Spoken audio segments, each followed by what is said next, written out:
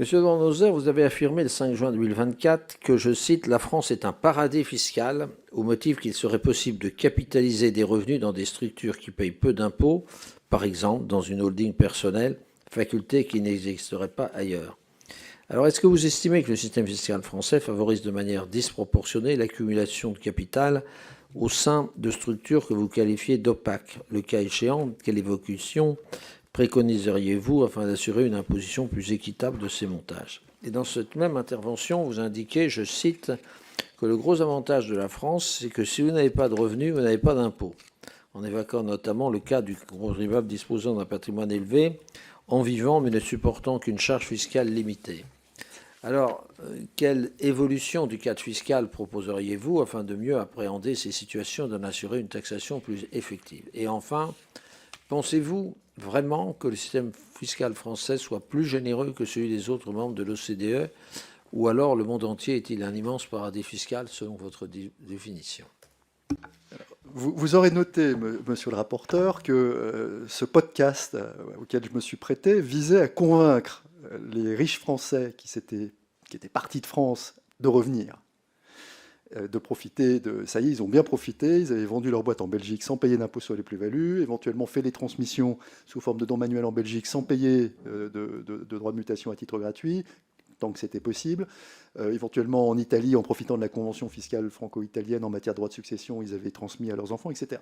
Donc moi, mon but, c'était de leur dire, revenez, on peut, dans le cadre constitutionnel actuel, vous faire un schéma aux petits oignons qui va vous permettre de subir une pression fiscale raisonnable, qui va vous êtes français, la France vous a formé, vous êtes parti parce que vous n'étiez pas content de vos impôts, maintenant revenez et profitez de la vie et de notre beau pays. Donc c'était quand même ça le cadre dans lequel j'ai donné cette interview.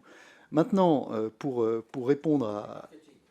Oui, c'était du marketing, mais je suis assez convaincu de ce que j'ai dit. C'est-à-dire que oui, la France offre, la législation française offre des opportunités qui nous permettent à nous, avocats, d'offrir à nos clients contribuables un cadre à peu près sécurisé qui leur permet de subir une pression fiscale que vous trouvez peut-être déraisonnablement faible, mais qui en tout cas leur permet de vivre chez nous tout en payant évidemment, en consommant de la TVA, en employant du personnel, en payant des charges sociales, etc. Ces gens sont, de mon point de vue, mieux chez nous qu'en Belgique ou en Italie. Moi, je préfère avoir nos riches à la maison parce que ils ont des enfants, ils ont des familles, ils créent de la richesse, ils en ont créé, la génération suivante en crée également.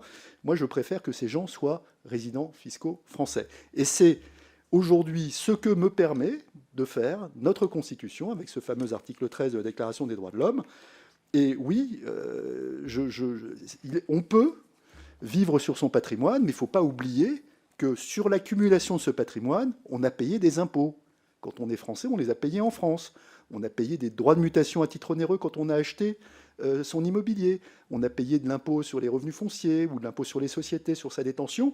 On a payé de l'impôt sur les plus-values sur sa cession. Et on a payé des droits de succession sur sa transmission. Mon cher maître, quand vous avez été élu local, maire pendant 16 ans, il faut bien qu'on ait des contributions pour faire des réalisations. On a besoin de faire de routes, on a besoin de faire des écoles. Tout ça, ça tombe pas du ciel.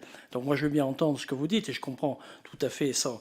Mais il y a un juste milieu. Il me semble, je dirais, les gens reviennent, mais ils vont bénéficier d'un système de santé. Et heureusement pour eux. Donc il y a tout un environnement. C'est pas une vision très étroite de la personne. C'est qu'il faut avoir une vision, me semble-t-il, beaucoup plus entre éviter le matraquage fiscal et une forme d'équité fiscale, d'équilibre fiscal. Je pense qu'il y a quand même un chemin, me semble. Écoutez, si ces gens sont partis, parce que c'est quand même ces gens que j'essaye de faire revenir, bon, c'est quand même louable de les faire revenir. Je suis désolé, parce qu'une fois qu'ils vont être là, ils vont contribuer. Même s'ils contribuent probablement faiblement selon vos critères, ils vont quand même contribuer à la vie économique locale. Maintenant, quand vous me demandez ce qu'on peut faire pour remédier à cette situation, je suis désolé, mais chacun son rôle. Vous vous allez trouver des solutions, et on verra si elles passeront la rampe du Conseil constitutionnel, ou du Conseil d'État, ou nous, avocats, dans notre rôle, nous conseillerons et défendrons nos clients contre ces impositions. Mais vous savez, fondamentalement, ne vous méprenez pas, nous sommes vos alliés. Nous, les avocats fiscalistes, notre but, c'est pas de sortir nos clients de France. Moi, à chaque fois qu'un client me dit « je me barre en Italie », c'est un crève-cœur. Je perds un dossier, en plus. Alors, je vais peut-être lui facturer 10 000 € sa déclaration d'exit tax, mais après, c'est terminé. Moi, je préfère qu'il reste en France, qu'il me paye des honoraires et qu'il vous paye des impôts. Voilà.